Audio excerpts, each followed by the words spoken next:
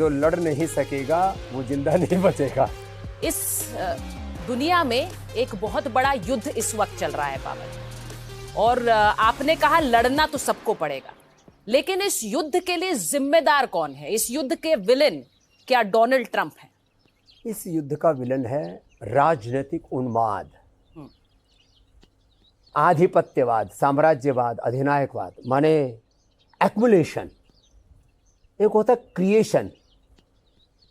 जैसे एनडीटीवी एक न्यूज़ के फील्ड में एक बहुत बड़ा क्रिएटिव काम कर रहा है। आज 3 दशक पुराना इसका गौरवशाली अतीत है। कुछ लोग एक्मुलेशन करना चाहते हैं, सारी दुनिया पर अपना आधिपत्य स्थापित करना चाहते हैं। बात करते हैं स्वायत्तता की, स्वाधीनता की, लेकिन पूरी दुनिया में धौंस जमा करके उनको अपने अधीन करना चाहते हैं। ये सारी लड़ाई है गैस की, ऑयल की, और एक तरह से अपनी ठसक की, राजनीतिक वर्चस्व की। उसमें ट्रंप भी एक चेहरे हैं, उसके अंदर नेतन्याहू भी एक चेहरे हैं। मैं इस पूरे युद्ध में ईरान को यदि दोष की दृष्टि से देखूं, अपराधी की दृष्टि से देखूं, तो वो अपना प्रतिकार कर रहा है। युद्धापराधी इसमें अमेरिका और इजराइल है। लेकिन बाबा जी, अगर हम पीछे जाएं, माफ़ कीजिएगा सुहेल, तो जब गाजा में इजराइल का युद्ध चल रहा था तब तक ईरान इस युद्ध का हिस्सा नहीं था। ईरान ने सबसे पहले मिसाइलें इजराइल पर दागी और उसके बाद इस युद्ध की शुरुआत हुई। तो निर्दोष कैसे है वो, मासूम कैसे है? देखिए, मासूम नहीं बता रहा हूं कि इस बार जो शुरुआत हुई है, पहले जो था वो छुटपुट था। देखो, आपस में कहा सुनी, लड़ाई झगड़े छोटे मोटे चलते रहते, लेकिन ये जो एक तरह से तृतीय विश्व युद्ध जैसी, थर्ड वर्ल्ड वॉर जैसी जो सिचुएशन बनी है, और पूरी दुनिया की सांसें जैसी थमी हुई हैं, और इसमें यह आर्थिक युद्ध भी लड़ा जा रहा है, इसमें राजनीतिक युद्ध भी लड़ा जा रहा है, इसमें मजहबी युद्ध भी लड़ा जा रहा है। तो ये जो इस बार की जो शुरुआत है वो इजराइल ने और अमेरिका ने की। बाबा, लेकिन खमनेई को नेतन्याहू ने मार दिया। आपको क्या लगता है, खमनेई को मारना सही है या गलत? भारत के लोगों को नेतन्याहू के साथ होना चाहिए या खमनेई के साथ? आप किसी व्यक्ति को मार सकते हो, उसके विचार को, उसके दर्शन को, उसकी सोच को, उसके जज्बे को, उसके शौर्य, वीरता, स्वाभिमान को खत्म नहीं कर सकते। मैं बहुत ज़्यादा नहीं जानता हूँ ईरान के बारे में, लेकिन इतना ज़रूर जानता हूँ, ये प्रॉफिट मोहम्मद साहब के रियल ख़ानदान के लोग हैं, जिनको सिया कहा जाता है। इनको कोई झुका नहीं सकता, इनको कोई मिटा नहीं सकता, और इनको हरा भी नहीं सकता।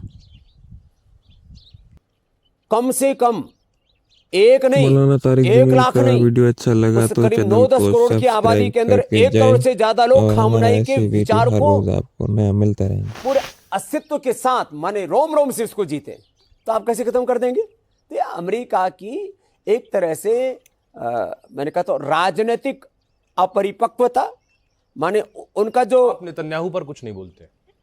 नेतन्याहू सेम, दोनों वो तो चोर चोर मोसेरे भाई, इस मामले में दोनों एक ही जैसे।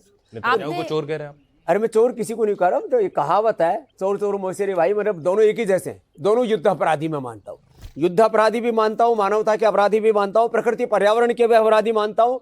और ये पूरी की पूरी एक तरह से राजनीतिक अविश्वास का एक इन्होंने हिमालय खड़ा कर दिया। इसको तोड़ने में बहुत वक्त लगेगा, और इसका परिणाम आने वाले 50-100 सालों तक। मैं खाली इंटरव्यू देने के लिए नहीं बैठा हूँ, मैं इस देश का एक जागरूक व्यक्ति होने के नाते और एक सन्यासी होने के नाते, एक मैं वैश्विक नागरिक हूं, उस नाते इसमें इस बात को कह रहा हूं, इस युद्ध का खामियाजा आने वाले 50-100 सालों तक इजराइल और अमेरिका को भुगतना पड़ेगा।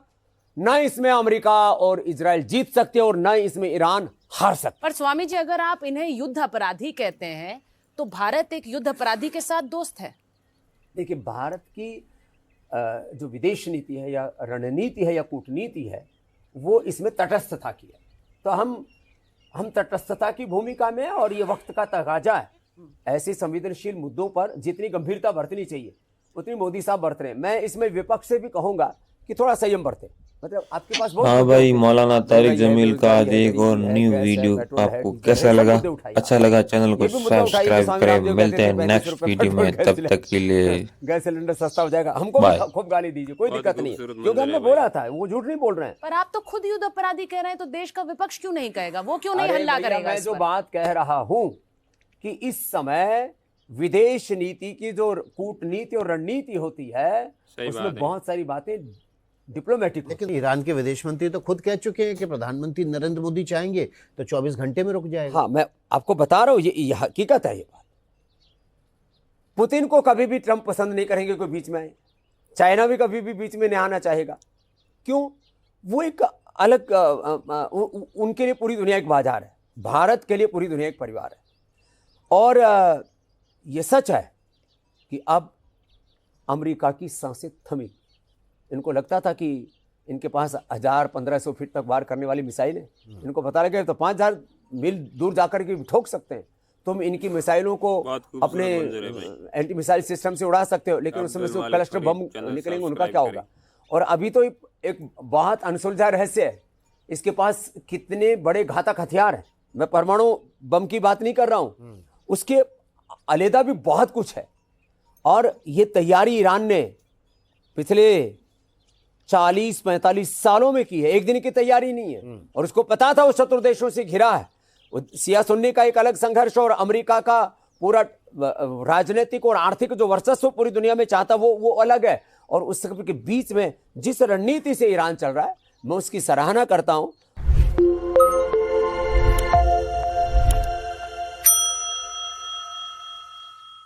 सही बात है।